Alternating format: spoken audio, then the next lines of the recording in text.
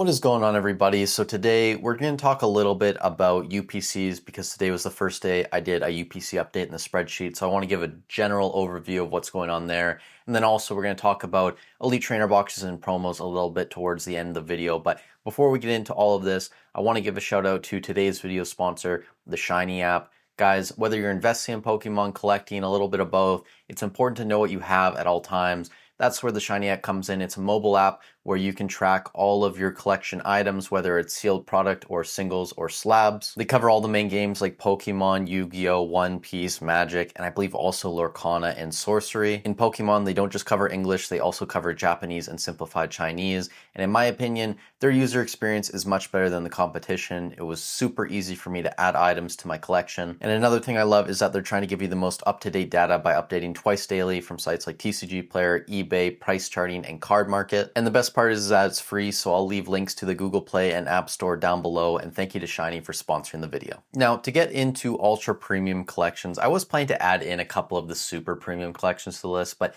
there's 8 UPCs currently. I figured that would be good enough for its own kind of update, and then maybe on a different day, I'll eventually do super premium collections. But UPCs are kind of interesting. Some people probably don't know the sell-through rate of some of these boxes, and they definitely surprised me when I was looking at it today. But starting with Hidden Fates, this is a box that doesn't sell too often, and surprisingly, this is a rare case where on TCG Player, the price is actually higher than what you see on the secondary market. I think there's a couple of these listed for sub $1,000. I'm pretty sure there's like some damage to the wrap on both of them though. So you can find these listed in good condition around 1,100 on eBay. They're definitely a fairly rare item though. I believe there's only like 5 or 6 boxes listed below $1,600. So definitely quite hard to come by these Hidden Fates UPCs, but some other UPCs are actually more common, like Celebrations, and throughout Sword and Shield, we'll take a look at some of these. The Celebrations UPC is continuing to take off. I mean, Celebrations had its bump, but I would not be surprised if these kind of level out around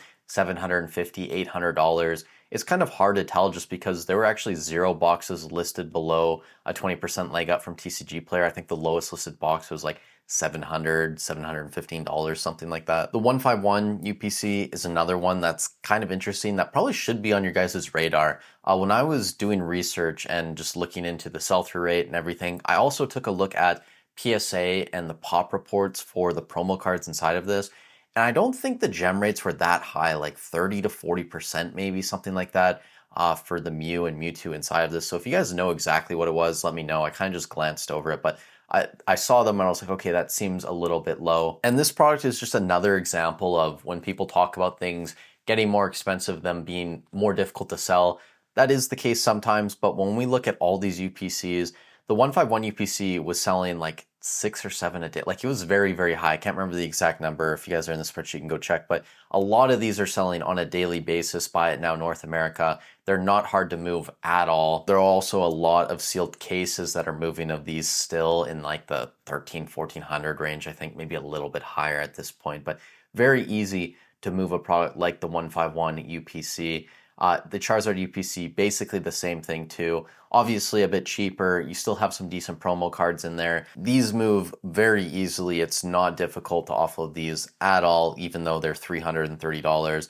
I think we're going to see these reach like $385, $400 fairly quickly, just based on the sell-through rate and how many boxes are listed. And also just with Evolving Skies and some of these other Sword and Shield sets, kind of primed to take off again. It's not going to surprise me if these ancillary products follow in the footsteps of those booster boxes. There are definitely some less interesting UPCs, for example, the Greninja EX one, the Arceus V-Star one, the other Sword and Shield one, the Zacian Zamazenta. I didn't even know this was a product until today when I was doing research. These sell, I think it was less than 1 per day. Like they're not super fast moving. There's actually a decent amount on the market, so not a super popular product.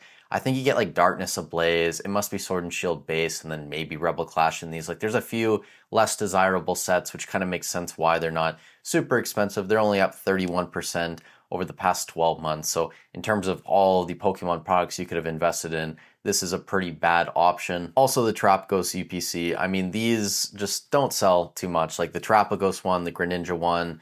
The Greninja one, I think there was actually less on the market. These were a bit more difficult to find compared to the Trapagos one, which kind of makes sense since this, I believe, was a GameStop exclusive. Correct me if I'm wrong, the Greninja one. But either way, the 4 of these, not super worth talking about. I think the most interesting one's probably the Arceus V-Star just because of the promos and the packs inside. But these 4 UPCs compared to the Charizard one, the 151, the Celebrations, and the Hidden Fates, they're probably about a tier or 2 below just in terms of overall quality. So I'm not going to touch on them too much. Nothing really interesting going on with any of these, but I figured I'd throw it in the video just so you guys know that these are actually products, and if you're interested in them, definitely feel free to go on eBay or TCG Player and look them up, do a little bit of your own research, and potentially buy one. So moving on, and to close out the video, I did want to talk not just about Prismatic, but just Elite Trainer boxes in general, because I had someone who's left a lot of comments on my videos in the past, and they're quite bearish about the hobby as a whole, just based on what they say in my comment section. But they left a comment basically saying that, how do we know any of these prismatic boxes are actually being opened? Like, maybe everyone's just hoarding the ETBs.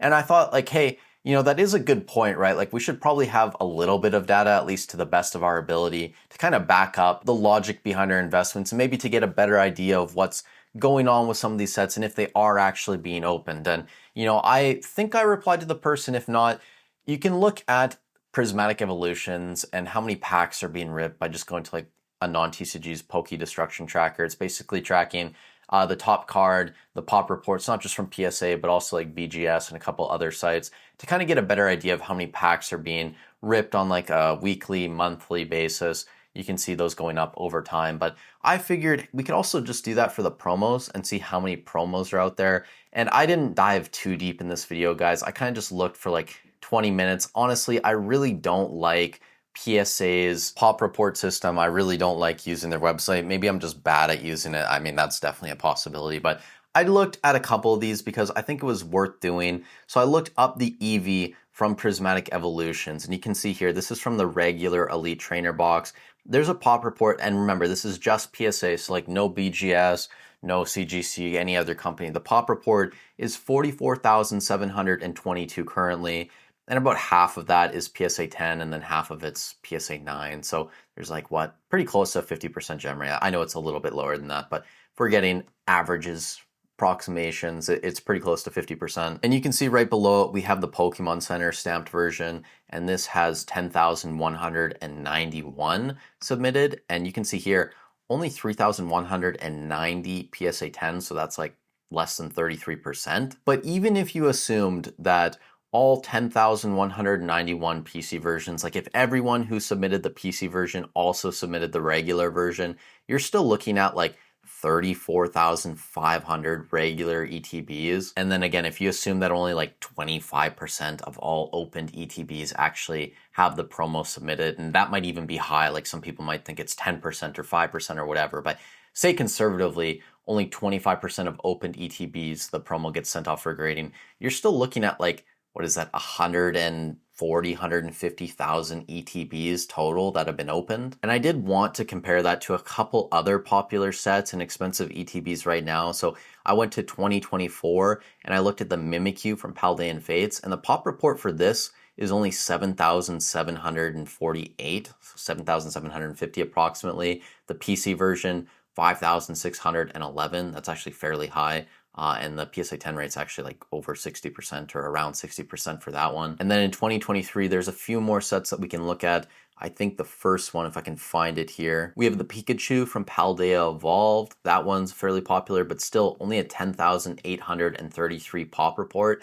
And then if we scroll a little bit further down, I believe we'll find the Charmander from Obsidian Flames. This is a very popular promo that everybody likes. Still only a 29,318 pop report.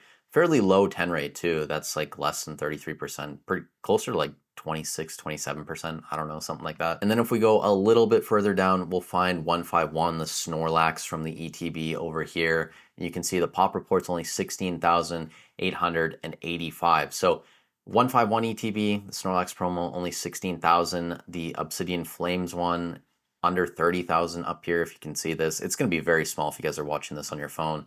But those numbers, compared to Prismatic already, the EV is almost at 45,000 copies. And again, that's just through PSA. That's not including BGS, CGC, any other grading company. So you combine this number with just like how many packs are being ripped on a weekly, monthly basis. That is like strong evidence that people do still like Prismatic. But one day when I have more time, I actually do kind of want to go through basically every specialty set and maybe even the regular sets from the SV era and just see like the pop report of the ETB promo and maybe try and find a way to compare that to like market price and release date and come up with some interesting numbers. I think that could make for a cool video. But that's going to be it for today's video. Thank you guys so much for watching. If you did get some value out of this content, I'd really appreciate it if you leave a like on the video, subscribe to the channel. It helps out a ton. With all that said, thanks for watching. Stay safe wherever you are in the world. Again, go check out Shiny. Links in the description down below, and I'll catch you in the next one.